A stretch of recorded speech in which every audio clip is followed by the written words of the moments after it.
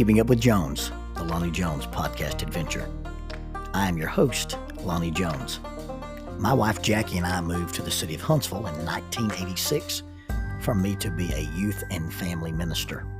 I have been a minister since 1980. I have served in this community as a police chaplain assigned to a SWAT team since 1992, and I've been in private practice as a licensed professional counselor since 1998.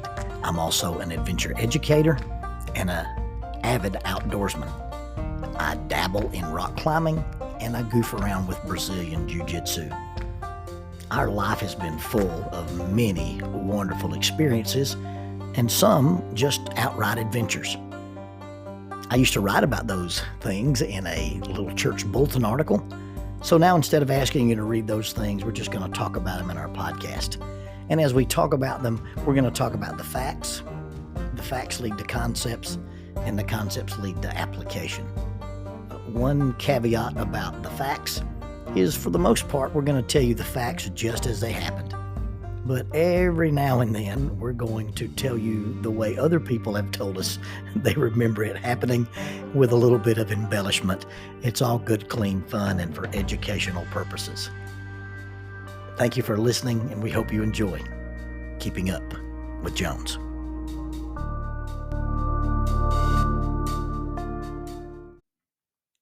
Faulkner University announces a 60% tuition discount for members of the Church of Christ. Now, there are some guidelines. This 60% tuition reduction is applicable to adult undergraduate Bible degrees or graduate Bible degrees from the Curley Graduate School of Theology in the VP Black College of Biblical Studies. You must satisfy all admission requirements and maintain satisfactory academic progress. You must remain continuously enrolled, including summers, until the completion of the degree. You must provide a letter from an elder or minister, preferably on church letterhead, verifying that you're an active member of a Church of Christ congregation prior to your initial enrollment. This offer applies to adult undergraduate degrees such as biblical studies, youth and family ministry tracks, and it also includes graduate degrees. And those are the Master of Arts in Biblical Studies, the Master of Arts in Family Life Ministry, or a Master of Theology, and it also applies to the PhD in Biblical Studies. For undergraduate inquiries, please contact Adult Enrollment, 334-386-7140, 334-386-7140, or Adult Enrollment at Faulkner edu. That is Adult Enrollment at faulkner.edu. For graduate inquiries, please call 334-386-7539, 334-386-7539. Graduate enrollment at faulkner.edu. That is graduate enrollment at faulkner.edu. Faulkner University is a sponsor of Keeping Up with Jones, the Lonnie Jones podcast adventure.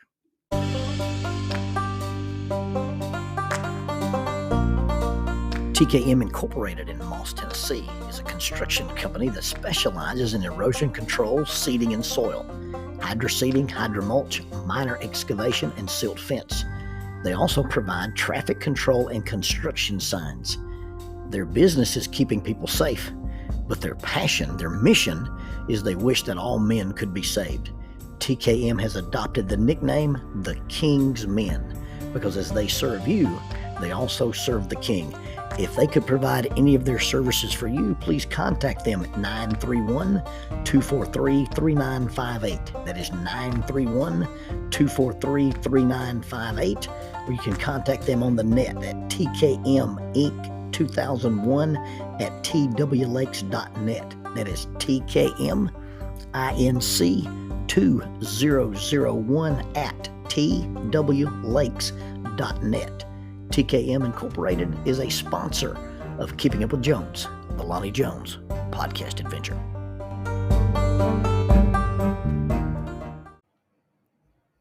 Penalties, fouls, red cards, all the things that happen in games. In a police or a military academy, I think you call that getting smoked. You have to do run, you have to do push-ups, you have to do wall sits, you have to do burpees. You get the picture. In sports, you get a free shot. You lose possession of the ball. Somebody gets to attempt a shot at the goal. You get a penalty kick, or the offender sits in the penalty box. In my close circle of friends, we often referred to the penalty box. And none of us plays hockey. I don't think any of us even understands hockey. And as far as I know, none of us can even ice skate that well. But the penalty box started out on a church van.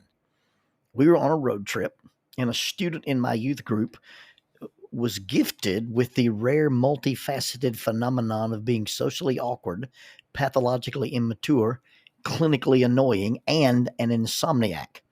He'd perch himself in the middle seat on the front bench between the driver and the co-pilot.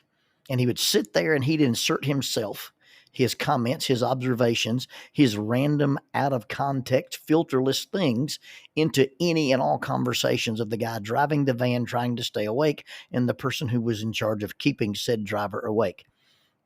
If you were not too tired, had had enough caffeine, and had just a few more hours of travel left, his random statements could be quite entertaining in that makes about as much sense as a padlock on a rope kind of logic. If you were too tired, needed caffeine, and had many miles to go before you slept, then everything he said would grate on your very last nerve. You'd just be annoyed and wish you could tase or tranquilize him. What I did was I came up with the penalty box. Driving along, dark is over the land. We're on a van. It's quiet. And he'd opine.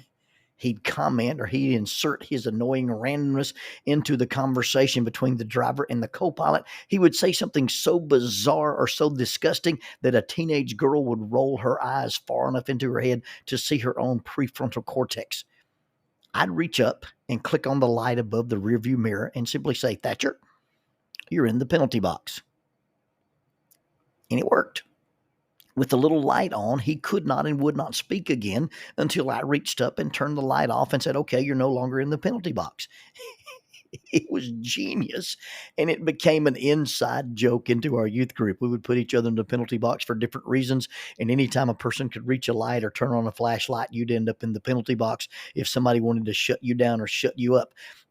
It has grown past my youth group, and it is now in my group of adult friends. And if you looked at our text messages, you looked at us on Facebook, you looked at some of our group chats, you'd see GIFs, memes, and comments that show pictures of referees. You saw references to the penalty box. You see referees throwing penalty flags. You see all kinds of things being thrown regarding statements that we made or in response to the statements of others. We have the official penalty box that we put each other in. A challenge course was different. In a typical challenge course day, you'd have 3 levels of activities. You'd start out on the ground playing what we call initiative games, and these were games designed to get group interaction and look at some phenomenon that takes place in communication and conflict and problem solving. And then you move to the low elements, and the low elements were things that were low, below 8 feet. You didn't require a rope or a harness or any kind of thing to keep you safe. And then there were high elements. Now, when you talk about ropes courses, my professional sensitivities always bristle at people who refer to high ropes. I'm high rope certified. I'm a high ropes guy. I'm a high rope. They're high elements. It's similar to people who say jits rather than jujitsu. It's not technically wrong like magazines versus clips, but it makes you just want to look at them and say, were you raised by wolves? But in the low elements, these were activities where the group had to solve a problem, and there were always a certain set of parameters.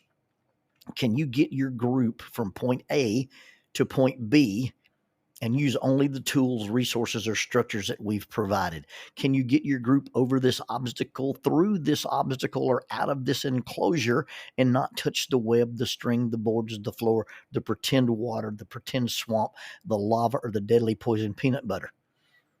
To make matters worse, If you did end up touching the floor, the lava, the string, the web, the deadly poison peanut butter, then something would happen to your group. We warn the group that if you break the rules, if you do something you're not supposed to do in a way you're not supposed to do it, you end up getting strange and wonderful things.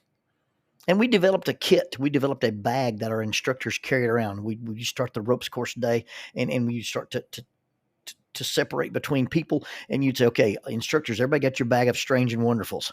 We carried these little kits around. Sometimes they had blindfolds in them. Sometimes they had objects that you had to keep between your knees. Sometimes you had just cards that you pull out, and they were going to be your penalties. A team trying to cross a 3-inch cable and not fall off and touch the deadly poison peanut butter, or fall into the toxic, noxious swamp.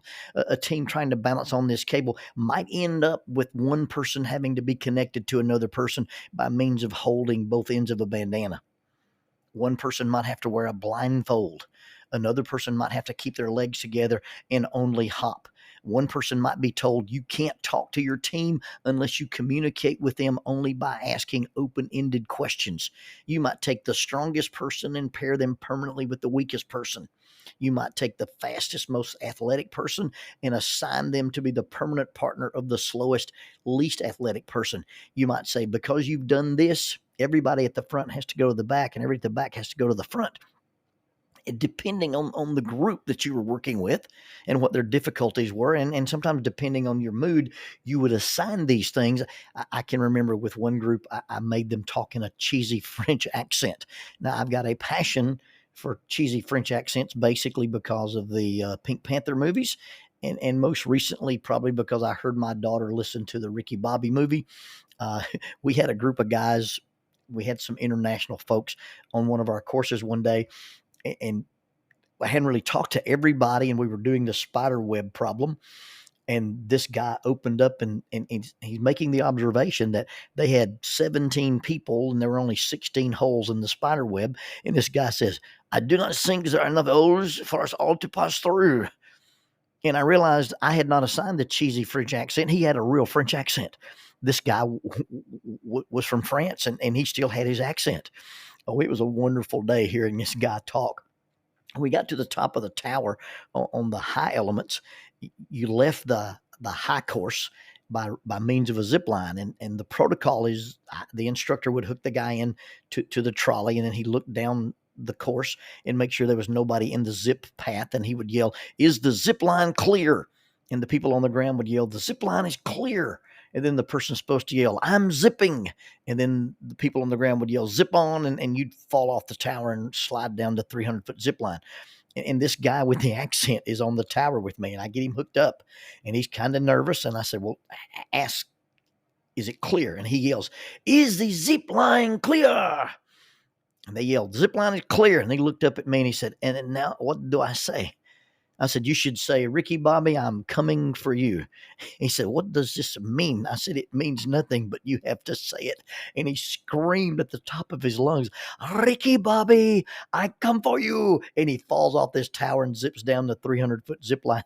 And people are lying on the ground laughing at this guy. It's not my most proudest professional moment, but it was one of my most fun professional moments. The strange thing about strange and wonderful things is that at the end of an exercise, at the end of a low element exercise, the group would be talking to you about their experience, and they would say, you know, you tried to penalize us, but it actually helped us. And that's the wonderful thing about strange and wonderful things. At first, they felt like penalties. But in reality, in teaching my team of facilitators, we always made sure that the strange and wonderful things were never punitive, and they were never vindictive. They were actually never random. They were intentional. You have this bag of tricks. You have these strange and wonderful things. And you may make an overactive team member not be in the lead. You may make a guy with bad ideas learn to be quiet. You may make a person who talks too much listen. You may make them slow down, be more careful, be more supportive, listen more, be more cooperative, or get a group of people just to be more interdependent. See, the strange and wonderful things help the team and help the individuals to be more successful, even though at first it felt like a hindrance, it felt like an obstacle, it felt like a burden. Now, I'm not trying to say that I believe or even think God actually assigns strange and wonderful things.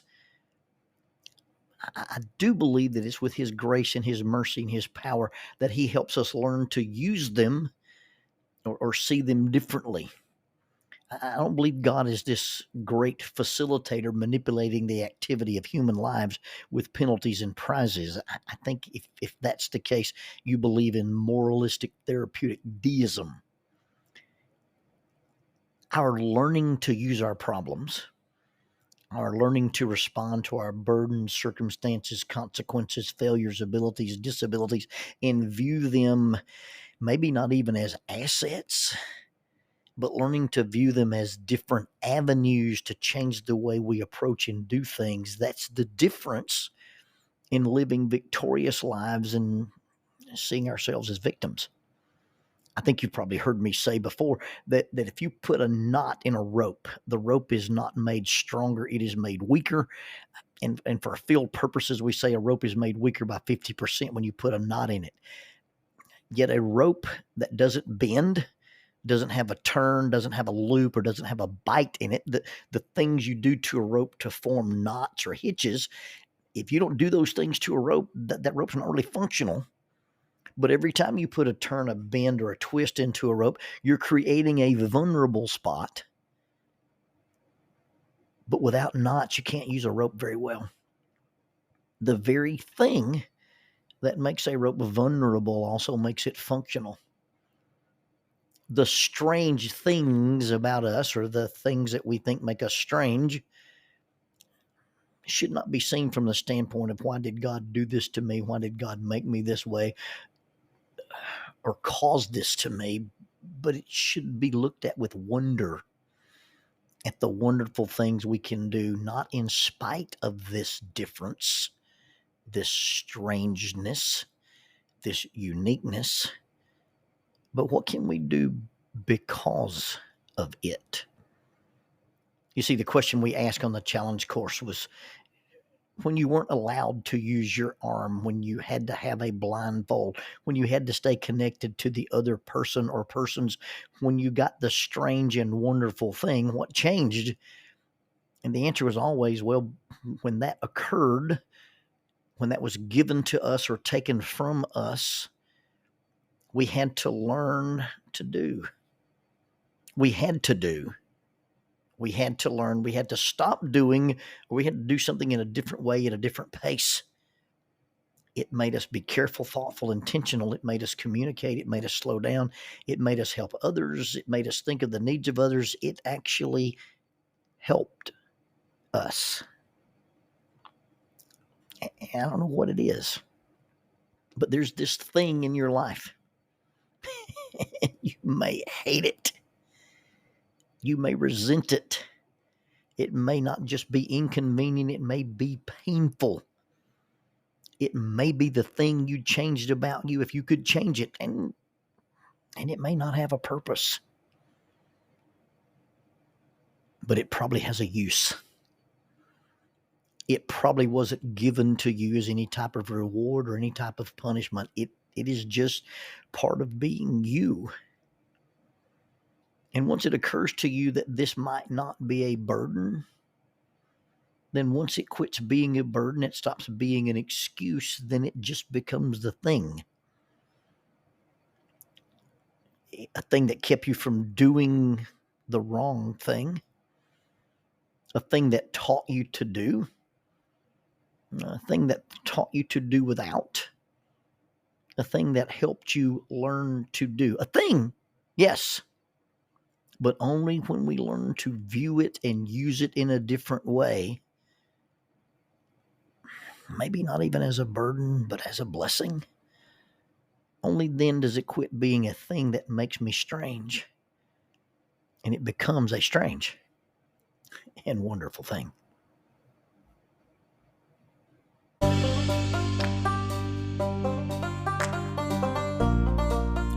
Using the tool of shortwave radio, World Christian Broadcasting literally covers the world every day with the gospel. They use 2 large curtain antennas. One is located in Anchor Point, Alaska, and the other in Madagascar. They send out messages that are recorded at their international home in Franklin, Tennessee. They make available 40 hours of broadcast every day. The broadcasts are made in English, Chinese, Russian, Spanish, Portuguese, Korean, English for Africa, and Arabic. They would love for your group to visit them. You can bring your ladies group, your youth group, or your men's group. Just give them a call at 615-371-8707, 615-371-8707, or you can go to worldchristian.org, find the Donate Here button, and make a financial contribution to support this work that literally covers the world every day with the gospel. World Christian Broadcasting, in cooperation with Keeping Up with Jones, the Lonnie Jones podcast adventure.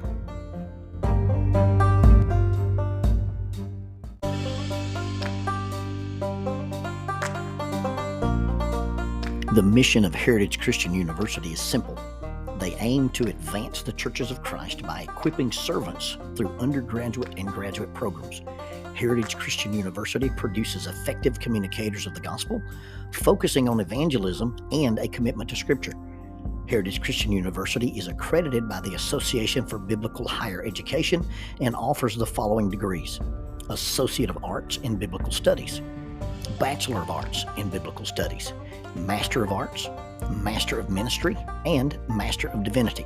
Since 1968, Heritage Christian University, formerly International Bible College, has offered affordable degrees in biblical studies, allowing graduates to thrive in their ministries without the burden of loan debt after graduation. For more information about Heritage Christian University, visit www.hcu.edu. That's 3 W's and a dot. hcu.edu. Heritage Christian University is a sponsor of Keeping Up with Jones, the Lonnie Jones podcast adventure.